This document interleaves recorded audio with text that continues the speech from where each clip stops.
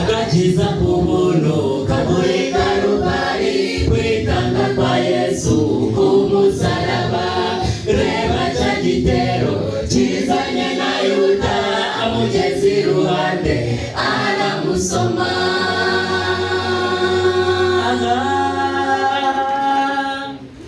Agakiza k'umuntu kaguri Karuvali, kwitanga kwa Yesu ku musaraba.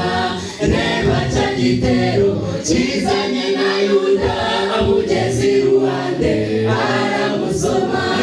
Uraho mwami wanjye, uraho Yesu we, uraho mwami wanjye, uraho Yesu we, uraho mwami wanjye, uraho Yesu we, uraho mwami wanjye, uraho Yesu we, uraho mwami wanjye, uraho Yesu we.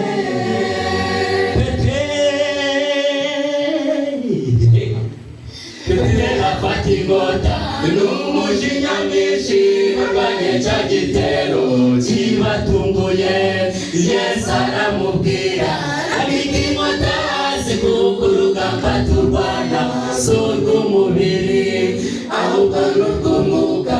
Si urwo guca amatwi Yesu aguterura hasi agusubiza.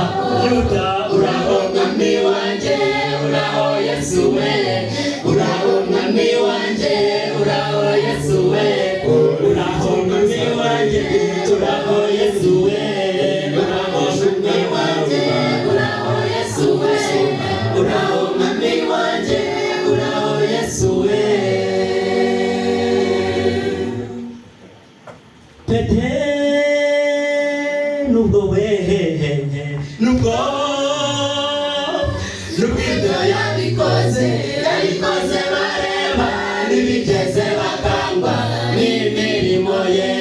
Baruhiye ubusa bamuseseka mwumva, ubu yarazutse ari mu ijuru. Nubwo ibyo yabikoze bareba, ntibigeze bakangwa n'imirimo ye.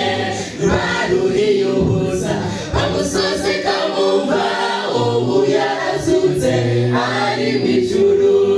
Abakijijwe twese tuzamubona, abakijijwe twese tuzamubona, abakijijwe twese tuzamubona, abakijijwe twese tuzamubona, abakijijwe twese tuzamubona, abakijijwe twese tuzamubona, abakijijwe twese tuzamubona, abakijijwe twese tuzagenda ku magare, tuzamusanganire, tuzibagire ku mwami Yesu.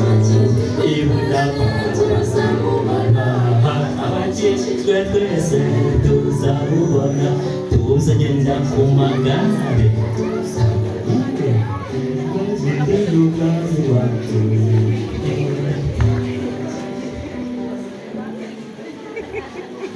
abakijijwe twese